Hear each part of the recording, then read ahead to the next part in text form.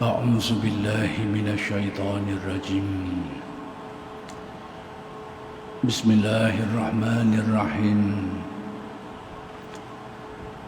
الحمد لله رب العالمين وبه نستعين. اللهم صل على سيدنا محمد النبي الأمي وعلى آله وصحبه وسلم. رب اشرح لي صدري ويسر لي أمري واحلل عقدة من لساني يفقه قولي. ولا حول ولا قوة إلا بالله العلي العظيم. إلهي أنت مقصودي ورضاك مطلوبي. أعطني محبتك ومعرفتك. السلام عليكم ورحمة الله وبركاته.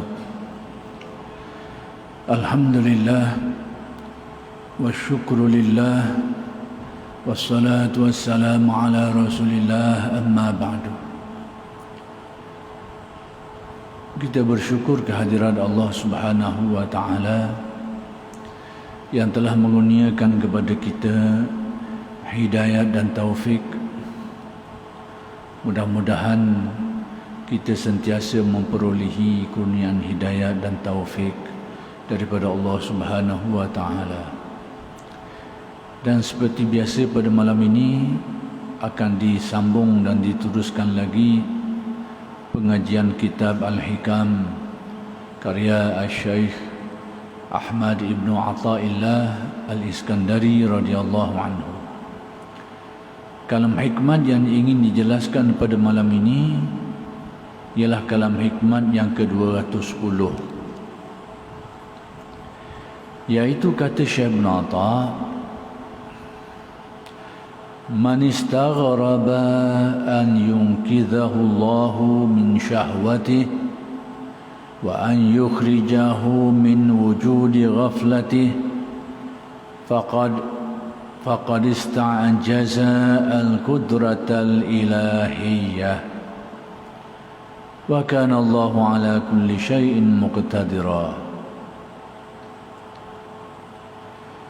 Sesiapa yang merasa ganjil, yang ini tidak mungkin atau pelik atau macam mustahil, dapat diselamatkan oleh Allah dari pengaruh hawa nafsu syahwatnya atau dihindarkan dari kelalaiannya, maka bererti ia telah memperlemahkan kekuasaan Allah, yakni memandang rendah ataupun menganggap lemahnya kekuasaan Allah. Sedang Allah atas segala sesuatu maha berkuasa.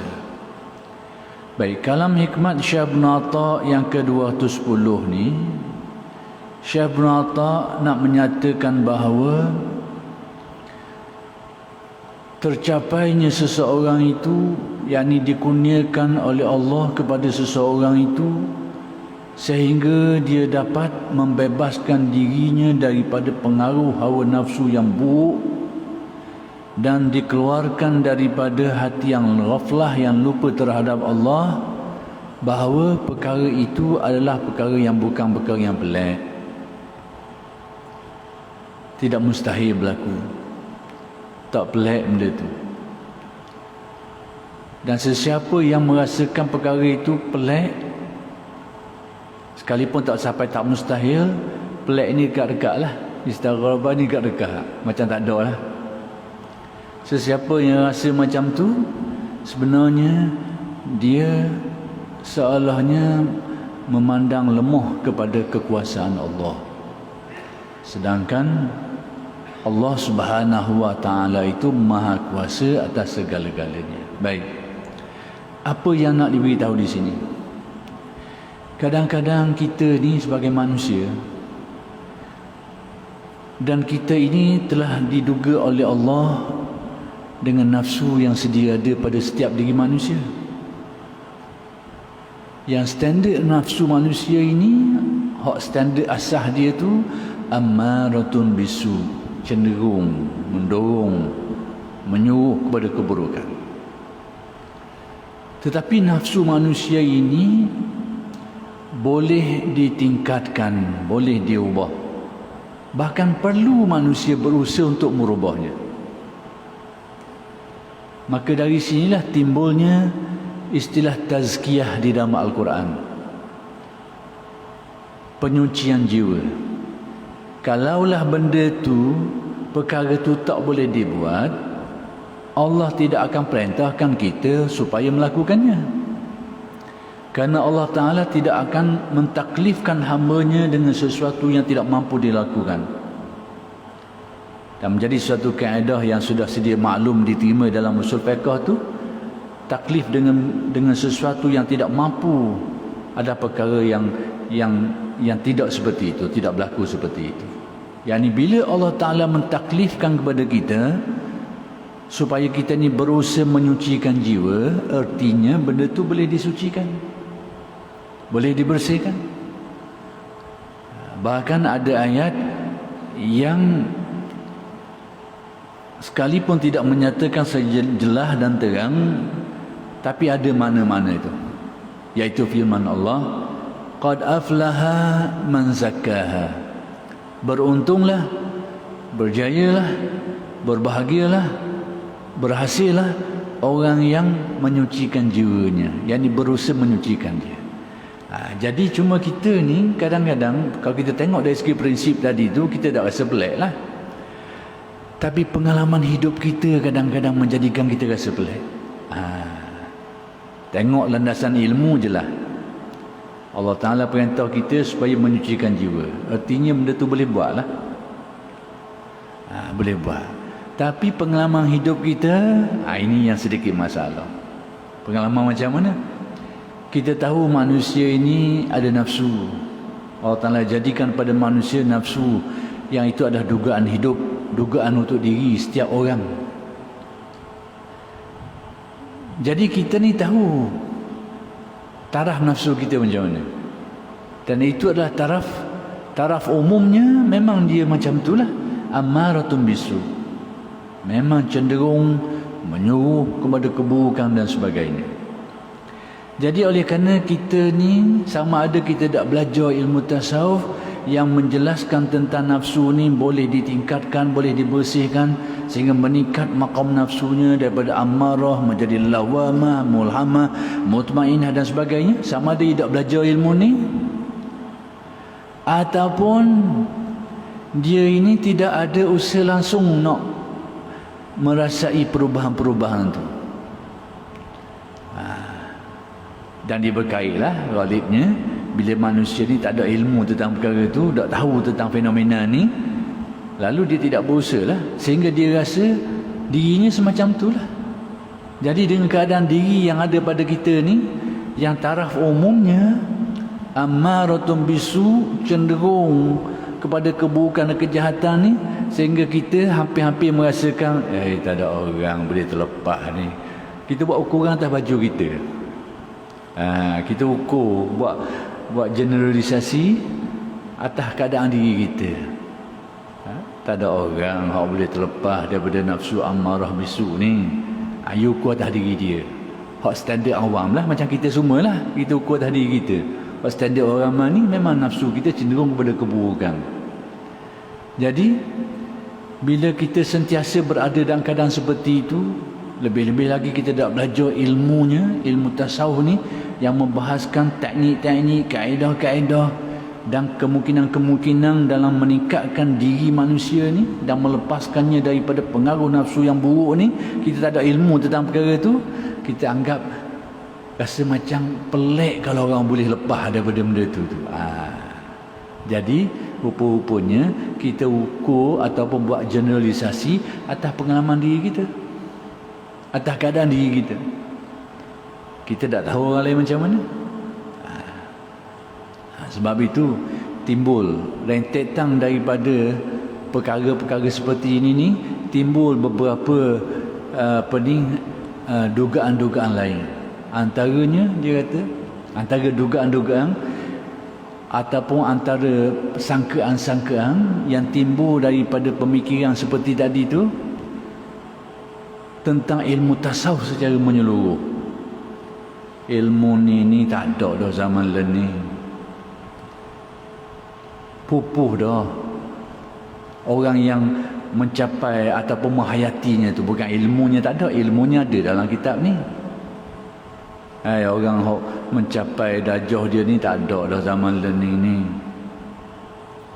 Ilmu ni ilmu zaman dulu. Orang dulu mereka dapatlah ilmu ni, mereka capailah benda ni. Kita hari ni tak ada dah. Ini antara bentuk-bentuk pemikiran yang berpunca daripada keadaan seperti tadi. Dia ukur orang dengan baju dia. Lalu kesannya apa? Dia menafikan. Tak ada dah. Baik. Kalau dia nafikan, beritahu apa kesan daripada tu? Tak payah mengaji ilmu ni. Tak payah mengaji ilmu ni. Sebab apa? Tak ada. Tak ada dah orang hok menghayatinya, yang boleh ilmu ni ataupun yang merasainya. Banyak sikit cerita lain. Dia anggap macam tak ada dah. Dan timbullah antaranya juga, lah ni tak ada dah orang khusyuk dan semayang ni. Yukur tak diri dia.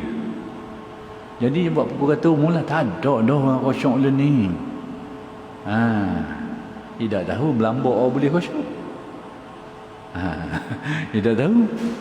Jadi sebab tidak mengaji ilmu ni, tidak ada pengalaman tentang perkara ni, tidak pernah jumpa orang yang menyelami perkara ni, dia anggap pelik lah. Ni.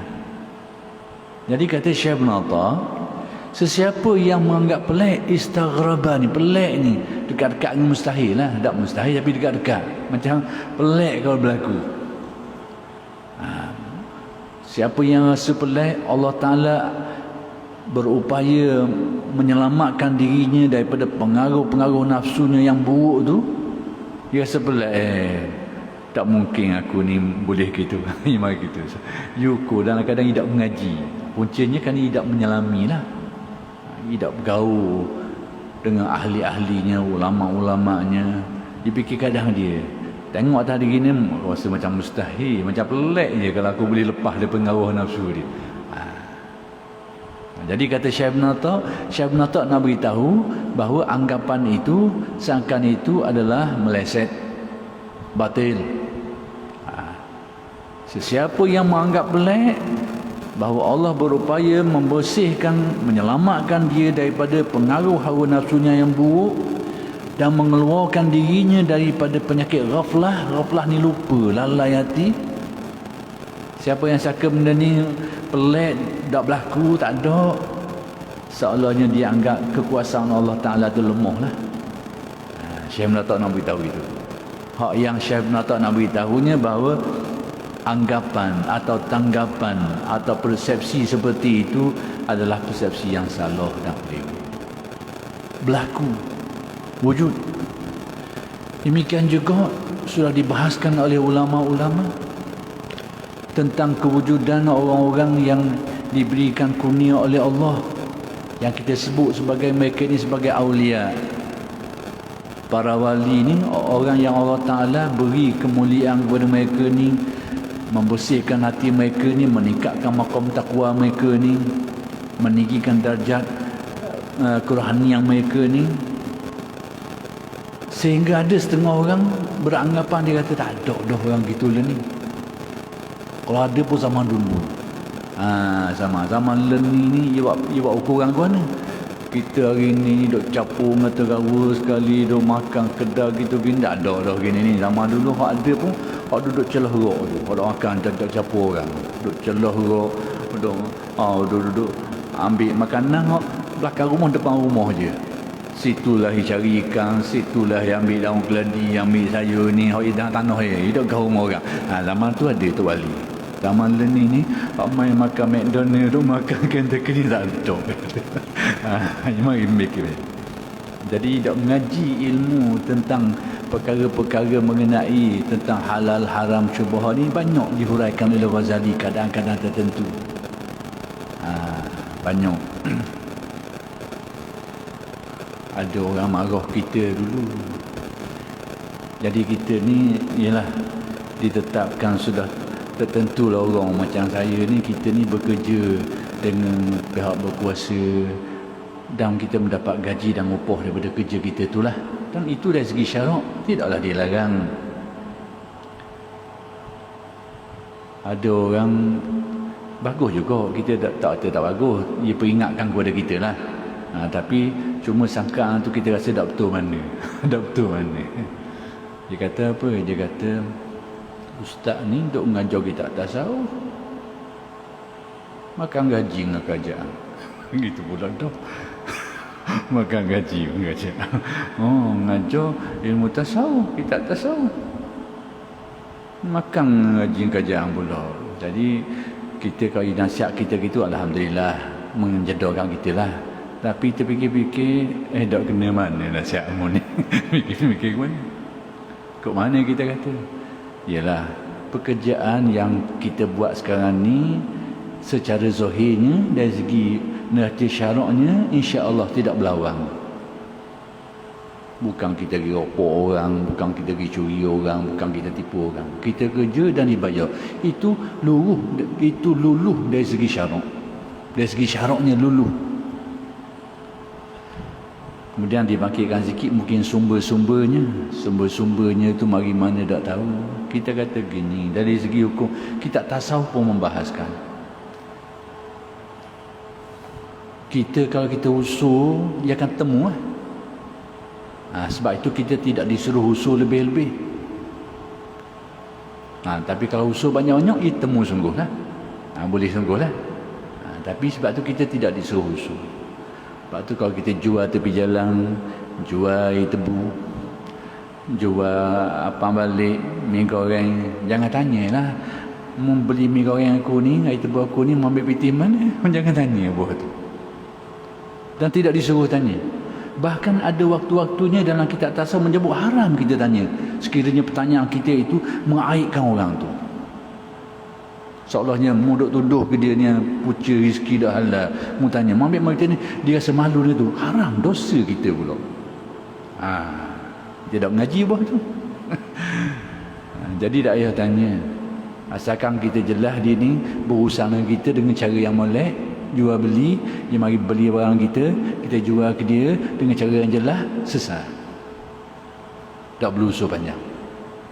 Di akhir zaman Nabi beritahu riba ni merebak merata-rata, hampir tak ada orang selamat. Tapi syarak memberikan kita kelonggaran atas kejahilan kita tu, atas kita tak tahu perkara tu. Sebab itu kejahilan dalam bab-bab tertentu ada manfaat dia. Jahil dia masuk tak tahulah dalam bab-bab tertentu. Kalau nak kata jahil itu bermanfaat, tak betul lah. Tapi dalam sesetengah perkara dia bermanfaat. Kita tak tahulah, jadi kita tak dosa atas benda tu. Bila tahu, resah. Jadi ada kalanya kita diselamatkan dengan kita tak tahu status benda tu. Diselamatkan dengan cara tu. Kita kena faham ilmu-ilmu gini ni, kena faham kaedah-kaedah begini. Jadi kita kata kita bekerja ni tengok pada tu itu dari segi syaraknya lulus, tidak melawan dengan syarak, dan dari segi sumber tidak disuruh. Jadi yang penting cara kita dapat tu sah atau tidak dari segi syaraknya. Tengok sini. Belapis belakang tu serahlah kepada Allah. Lepas tu jadi kemuskilannya kerana benda-benda tadilah, cuma kita tanya balik. Kita tanya semula saja je nak tanya. Jadi kalau kita, inilah sumber kita bekerja di PKJ dan kita menggunakan pendapatan itu untuk nafkah sehari hidup, dan dari segi zahirnya itu, dari segi syaraknya luluh dari segi zahir syaraknya. Belakang tu serah kepada Allah. Cuma kita sengaja tanya semula. Dah tuang ni pula, rezeki tuang ni tuang ambil mana? Kita tanya saja je. Nak tengok dia faham kat mana. Tuan Syekh ni ambil rezeki Tuan Syekh ni dari mana? Takkan tuan tak makan, takkan tak minum. Kalau tak makan tak minum, kita tabik lah. Makan pun tak, minum pun tak. Ni makan macam kita juga, minum juga. Cuma kita tanya sikit, mari di mana puncanya? Kita tanya saya lagi, tuan ada tanam sayur ke? Di tanam padi ke? Panjat pokoknya, lepas tu apa ni, tua-tua kukunya sendiri ambil satang buat gitu ke? Tak juga. Tak juga. Kalau tanam sendiri, tanam padi sendiri, tanam sayur sendiri, tanam pokoknya sendiri, khabar sendiri, tak apa kita tabik. Tapi tak juga. Kita tanya lagi, dah kalau begitu, tuan ambil bekalan makanan ni, beras semua dari mana? Beli kedai juga rupanya. Beli kedai juga. Dia tanya saya lagi, dah Tuan Syekh ni ambil dari mana sumber kewangannya untuk beli benda-benda ni? Nak beri. Tanya pula, dah nak beri Tuan Syekh ni kerja apa? Kerja kerajaan juga rupanya. Allah, 2 kali 5 dah setara. Cuma dia lekok jauh sikit je. Usul-usul kok tu juga rupanya. Tu dia. Jadi benda-benda macam ni kita kena faham baik-baiklah. Ada aturan dia, ada kaedahnya. Jadi nak beritahu kadang-kadang tanggapan setengah orang bila tengok suasana hidup hari ni sehingga dia kata orang khusyuk tak ada dah, orang soleh para aulia tak ada dah zaman ni. Itu ulama-ulama tasawuf sudah membahaskannya dalam kitab-kitab mereka. Cuma nak cari orang yang soleh, orang yang takwa, orang tok wali, tarah ulama dulu mungkin tak jumpalah. Tapi yang soleh itu tetap ada, yang bertakwa itu tetap ada, di kalangan aulia tetap ada, sekalipun tidak setaraf dengan yang terdahulu itu. Ini yang perlu kita faham.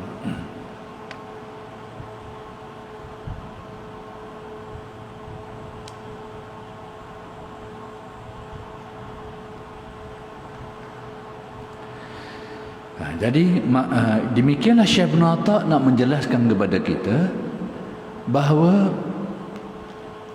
terlepasnya seseorang daripada pengaruh nafsu yang buruk, terlepasnya daripada ghaflah, kelalaian, itu bukan perkara pelik, boleh berlaku. Jadi apa yang nak diberitahu oleh Syekh ni, kita kena belajar caranya, kena cari alim ulama dia tu, orang yang tahu salah belok benda ni, belajar dengan dia. Ada cara, ada kaedahnya itu, dan benda ni bukan perkara yang pelik, bukan perkara yang mustahil. Itu. Jadi kalau kita anggap benda ni pelik dan mustahil, akhir sekali kita ambil sikap, tak payahlah, tak gini lah, dah benda tu tak akan berubah. Gini lah kita, tak nak lepas daripada pengaruh nafsu, tak nak lepas daripada ghaflah. Kalau kita anggap benda tu tak boleh nak tukar, tak nak berubah, kekallah kita sampai ke mati. Tapi kalau kita tahu benda ni boleh dibaiki, boleh dibetulkan, kita akan pergi mengaji, kita akan pergi cari, kita akan pergi belajar dengan alim ulama. Itu maksudnya.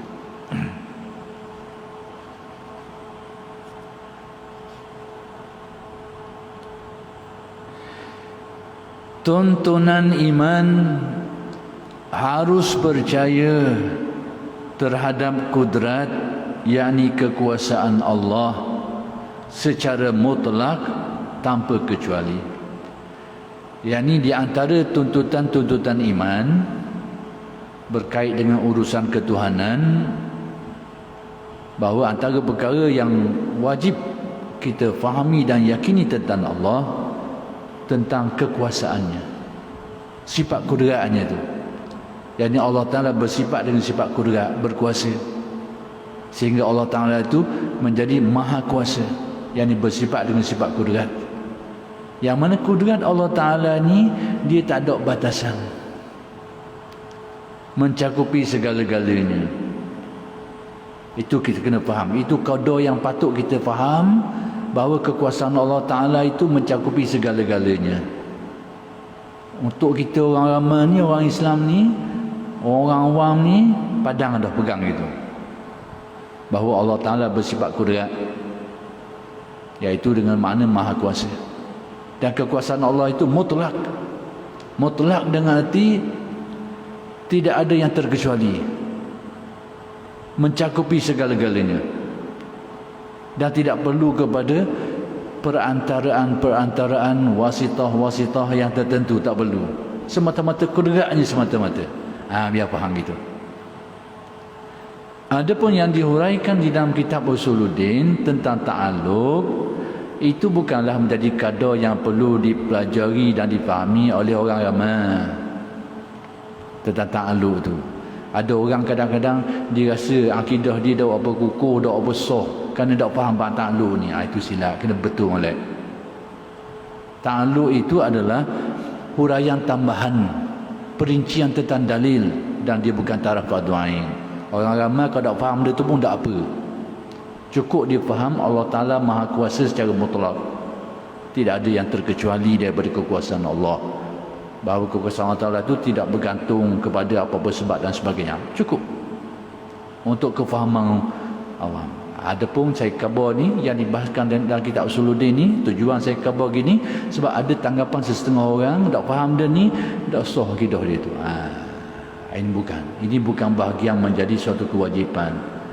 Dia disebut sebagai perincian dalil, tapi ada tujuannya, ada sebabnya, ada faedahnya, terutamanya untuk menjawab kemuskilan-kemuskilan dan menolak andaian-andaian yang bukan-bukan, syubah yang bukan-bukan. Contohnya ke mana kita nak khabar? Kalau kita buka kitab Usuluddin, tak apa kita pergi ke Usuluddin sikit, supaya kita tahu sepadang ni. Kalau kita buka kitab Usuluddin, bila membahaskan kitab sifat ma'ani ni, dibahaskan bersekali dengan ta'alluq. Kudrat Tuhan tu tertakluk dengan apa? Pergi ta'alluq. Jadi disebutlah kalau kudrat ni tertakluk, digunakan 3 istilah, iaitu mumkinat, wajibat, mustahilat. Apa makna istilah-istilah ni? Istilah ni pun pening dah setengah orang. Ni dah setengah orang. Tapi tak apalah, kita guna cara yang mudah untuk memahami. Benda ni hak payah, kalau kena molek boleh dimudah je. Kadang-kadang kita buat payah, memang pening kita buat payah. Ada kali benda tu boleh dimudahkan. Boleh dimudahkan. Macam sipir matematik jugalah. Kita buat pening, memang pening lah kita. Tapi kalau dia tu guru yang mahir tentang matematik tu, dia boleh mudah sipir tu. Dia boleh fahamkan orang, memahamkan orang dengan cara yang mudah, kalau dia kuasai dengan baik lah. Kecuali dia pun pening juga, capur. Memang capur dua pening lah. Baik, saja nak terangkan ini supaya kita nampak, tak keliru. Bila sebut ni kena jelas lah, tak boleh tergantung sekat jalan. Wajibat ini dengan arti sesuatu yang, dengan makna sesuatu yang mesti ada. Jadi sesuatu yang mesti ada ni berkait dengan Tuhan je lah, iaitu adanya Tuhan, adanya sifat-sifat kesempurnaan Tuhan. Itu semua benda-benda tu disebut wajibat. Perkara yang mesti ada. Mesti ada Tuhan, mesti Tuhan tu kuasa, mesti Tuhan tu ada sifat-sifat gitu gini. Itu wajibat orang panggil. Jadi wajibat ni cara mudahnya berkait dengan Tuhan belaka, dengan sifat-sifat kesempurnaan dia. Mustahilat lawang dia. Perkara yang mustahil bagi Tuhan, lawang dia tu. Seperti tak ada Tuhan, mustahil benda tu. Tuhan tu sifat lemah, mustahil benda tu. Lawang dia tu. Tinggal selagi orang panggil mumkinat, mungkin. Wajibat, mustahilat jelas lah. Wajibat tu yang mesti ada, mustahil ada, mesti tak ada. Jelas. Dua-dua tu berkait dengan Tuhan belaka. Selagi tinggal orang panggil mumkinat.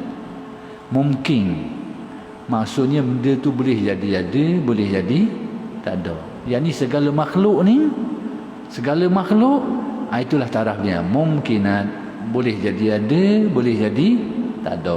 Kita hari ni sebelum jadi taraf kita sama. Kemungkinan ada, mungkin tak ada. Tapi sekarang ada dah. Sudah ditetapkan oleh Tuhan. Tapi sebelum ada tu, kedudukan kita ni orang panggil boleh jadi ada, boleh jadi tak ada. Itu orang panggil mumkinat. Ada istilah lain Usuluddin, dia panggil jaizat. Dua-dua tu istilah je, nama berbeza, maksud serupa. Baik.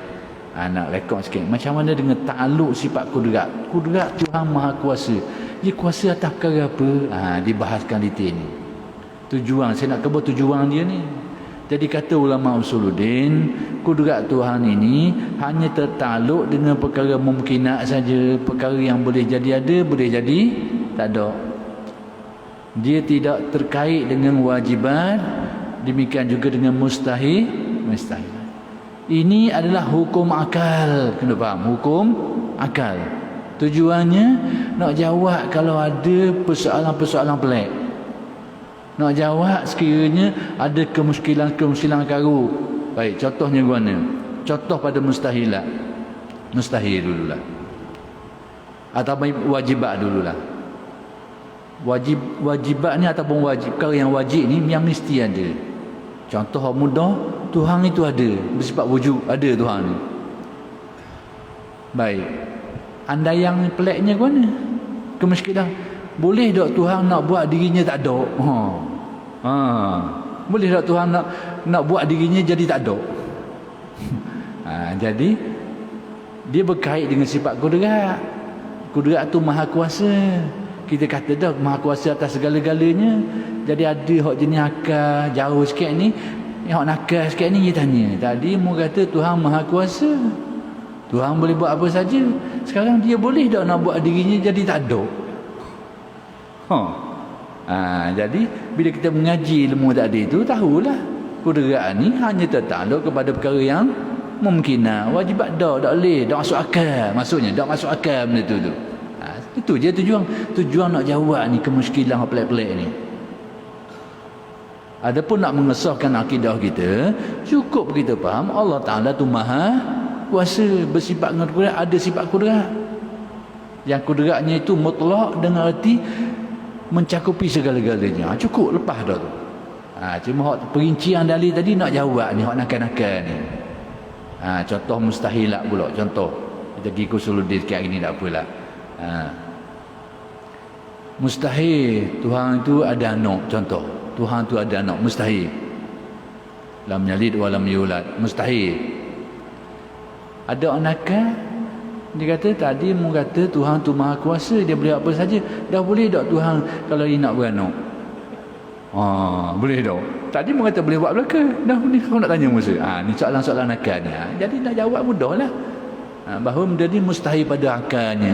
Tak boleh tak diterima, tak akan berlaku benda ni. Itu maksudnya. Jadi perincian dalil ni bukan taraf fardu ain. Tapi kalau kita tahu baik. Supaya tak mudah orang ragukan kita. Tak mudah orang nak buat andai-andai yang bukan-bukan. Kalau tidak pengong kita, pengong. Tadi mu kata Tuhan kuasa segala-galanya, ni tak boleh pula dah. Itu dia tujuan. Biar kita nampak. Saja saya lakukan jauh sikit ni sebab ada persoalan ada isu berkait dengan benda-benda macam ni.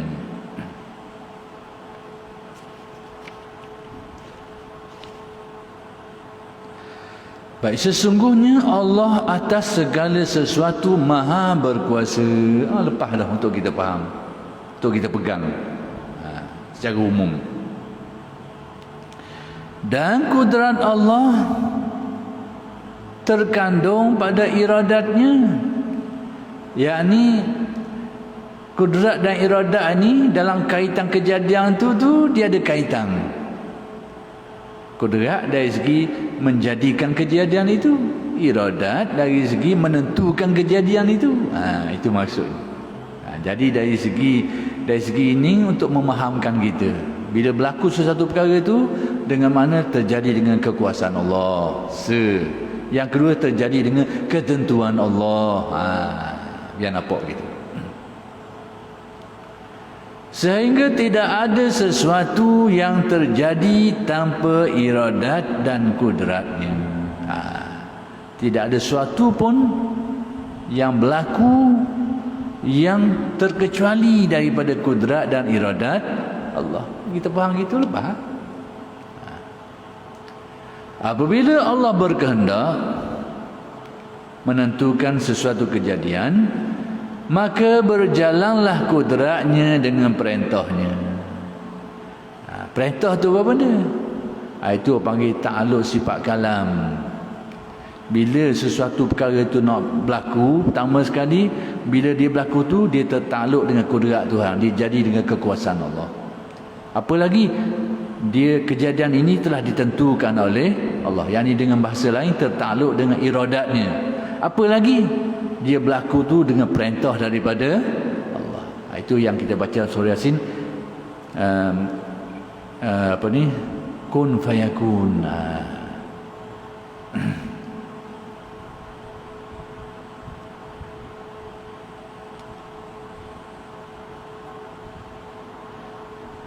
Sesungguhnya perintah Allah, perintah tu takluk sifat kalamnya lah. Dilalah menyatakan, dia memerintahkan. Allah Ta'ala menentukan kudratnya, menentukan kejadian tu, kudratnya mencipta kejadian itu, iradatnya menetapkan kejadian itu, perintahnya memerintahkan supaya terjadinya benda itu. Atas kejadian tu, itulah perkara yang perlu kita faham. Setiap kejadian tak lari daripada benda ni. Sesungguhnya perintah Allah, jika menghendaki sesuatu hanya berkata kun. Kun tu bahasa Arab, maksud jadilah. Tapi bagaimana sebenarnya Allah Ta'ala memerintahkan itu, iaitu sifat kalam Allah Ta'ala itu tidak ada yang dapat memahami hakikatnya. Cuma kita diberitahu bila nak jadi sesuatu memang ada perintah Allah Ta'ala. Kalau Allah Ta'ala tak perintah jadi, tak akan berlaku benda tu. Itu maksudnya. Cuma bila perkara ni dijelaskan dalam bahasa Arab, manusia Al-Quran, maka bahasa Arabnya, ikut kaedah bahasa Arabnya, untuk menjelaskan makna itu adalah kun.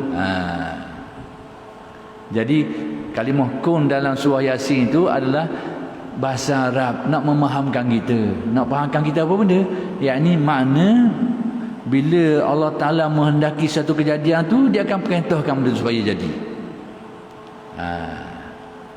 Jadi benda ni kalau dalam diterjemah ke dalam bahasa Arab yang boleh kita faham, orang Arab sebut kun. Orang Arab sebut kun. Maka jadilah apa yang dikehendaki. Apa yang dikehendaki oleh Allah, jadilah. Jadi secara mudahnya, atas setiap kejadian ni, apa yang berkait? Sifat kudrat Allah, sifat iradat Allah, kemudian takluk sifat kalamnya, dilalahnya, perintah daripadanya. Jadi apa-apa yang berlaku di sebalik semuanya ni, itulah hakikat ketuhanannya yang perlu kita faham.